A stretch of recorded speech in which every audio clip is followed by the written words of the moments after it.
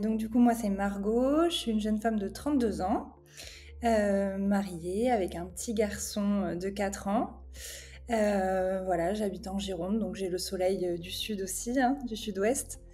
Et voilà, et en pleine transformation cette année, en pleine évolution professionnelle.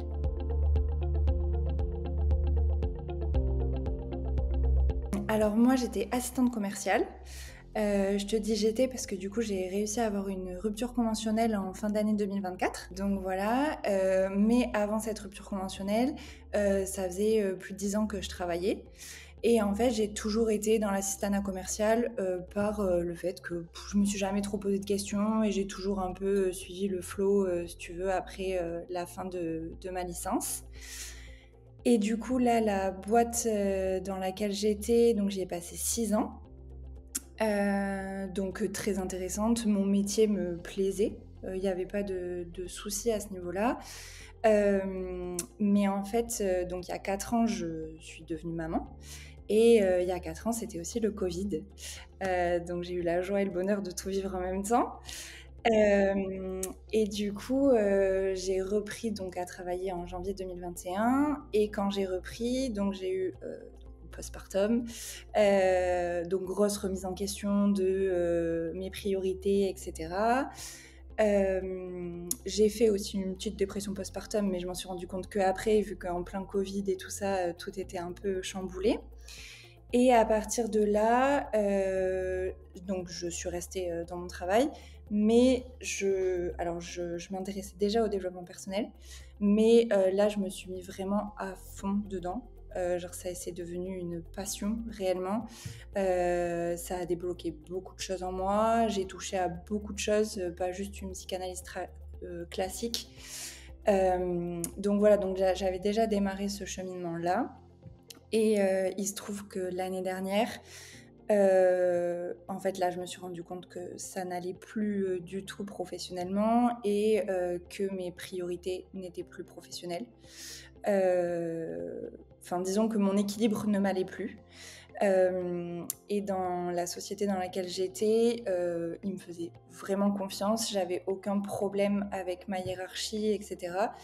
Mais il se trouve que du coup, j'avais beaucoup de charges de travail et que ça n'allait plus, quoi. Enfin, moi, faire plus de 39 heures par semaine, ça me convenait plus à ce rythme-là.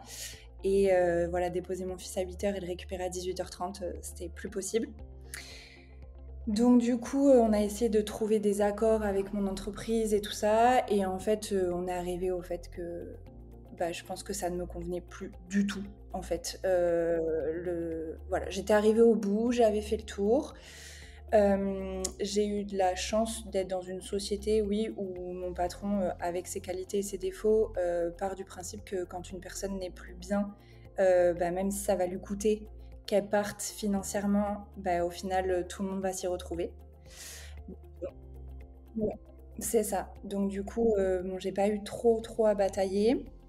Donc, mais bon, je suis partie, j'ai mis 5 mois, je crois, à partir. C'était l'accord qu'on avait trouvé ensemble. Donc voilà, pour gros résumé. Et du coup, donc je me suis retrouvée en octobre donc au chômage.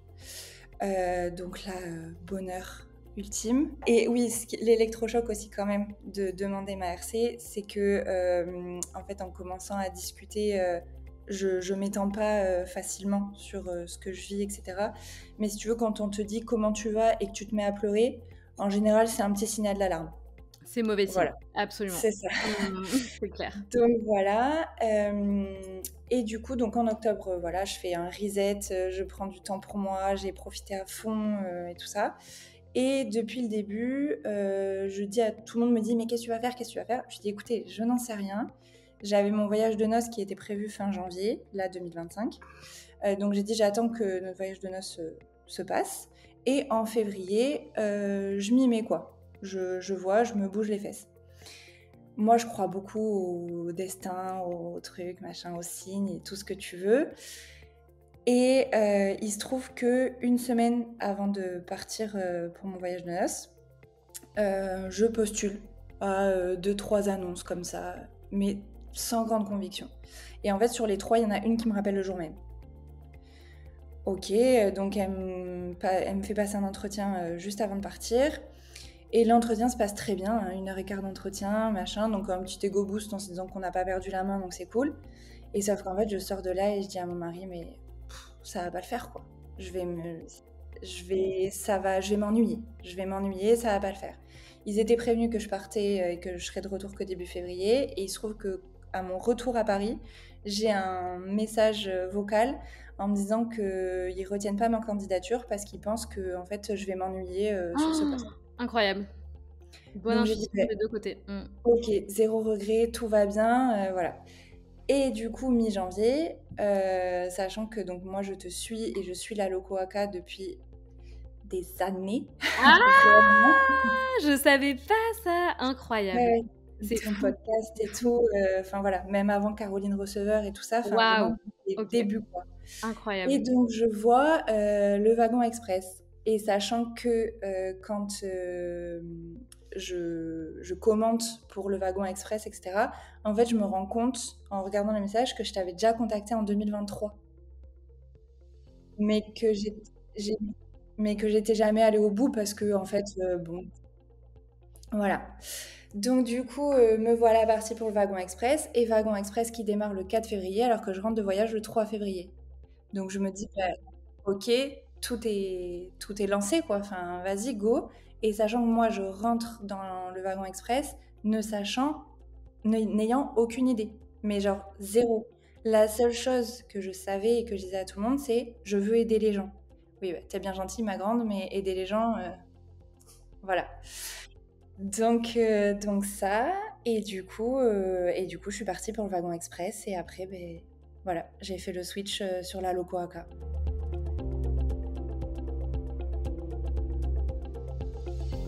Alors, j'étais dans le wagon 13 de mémoire. Ah, le Si je dis best. pas de bêtises, Celui qui a avec gagné. Marie. Ouais. Donc voilà. Et moi, en fait, ça a vraiment été révélateur. Dans le sens où, en fait, au bout du 2e jour, j'ai écrit à Marie et je lui ai dit, mais en fait, ça y est, genre là, j'ai écrit sur un papier en déconnectant tout mon cerveau. J'ai noté sur un papier coach développement personnel. Alors que jamais ça, et pourtant je connais, mais voilà, au bout du 2e jour. Et donc du coup, c'est là, elle m'a dit, bah, prends un call, machin, pour la Locoaca, je pense que c'est fait pour toi, etc. Et du coup, et oui, pour répondre à ta question, donc oui, moi j'ai été j'ai tout fait, tous les challenges, les trucs, les machins, j'étais à fond. Bon, après, c'est mon côté bon élève aussi qui fait ça, mais j'avais envie, tu vois, genre vraiment, je me disais, ben meuf, c'est 3 jours dans ta vie, en plus ça va, t'as pas de taf à côté, donc fais-le à fond et ça pourra que t'apporter du plus, quoi. Donc c'est ce que j'ai fait.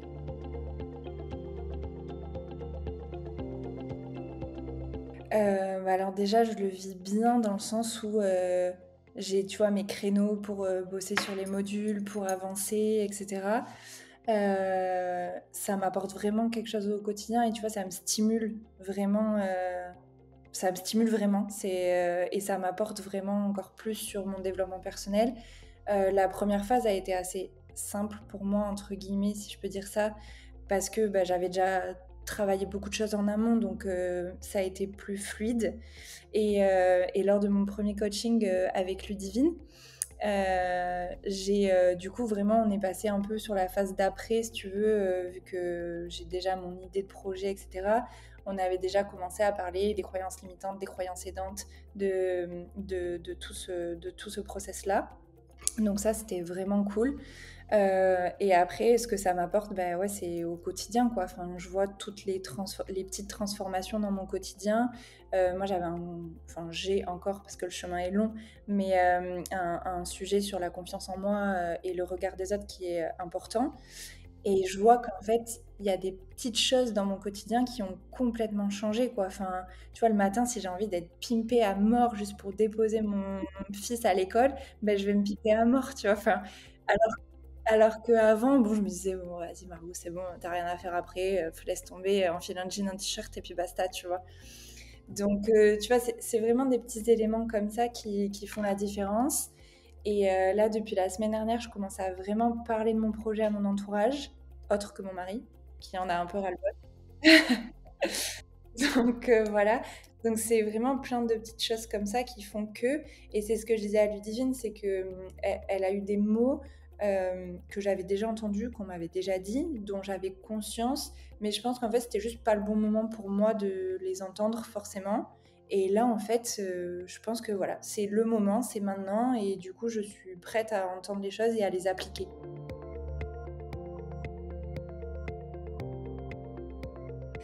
Alors là, beh, justement, je suis en pleine phase de mapping et tout ça, comment j'aimerais organiser mon quotidien, mes semaines. C'est ce que Ludivine m'a demandé de travailler. Donc du coup, là, tu vois, j'ai commencé sur ça, hier, à bien détailler tout ça. Donc là, l'idée assez vaste pour l'instant, c'est, du coup donc de lancer donc, de me lancer en tant que coach en développement personnel dans un premier temps avec, une partie, human design. Donc ça, voilà, donc ça serait vraiment pour me lancer dans un premier temps, pour bah, commencer à générer de l'argent. Et ensuite de ça, du coup, voir pour les autres formations qui m'intéressent, donc qui est la kinésiologie et la thérapie transgénérationnelle, constellation familiale, voilà. Et ça, mais bon, ça coûte plus d'argent et ça prend plus de temps. Donc du coup, voilà, dans l'idée, c'est ça. Du coup, l'évolution, elle serait sur 3 ans pour vraiment le faire progressivement et pas brûler les étapes. Et ensuite, sur l'organisation de mes journées, etc., bah là, c'est ce que je suis en train de regarder, c'est que vraiment avoir dans l'idéal, le mercredi avec mon fils, ou au moins le mercredi après-midi. Le matin, bosser le plus possible, garder mon créneau sport. Enfin, vraiment, je le fais sans me brider et sans penser à d'éventuelles contraintes qu'on se met nous-mêmes dans notre tête. Et pour me faire vraiment mon planning idéal.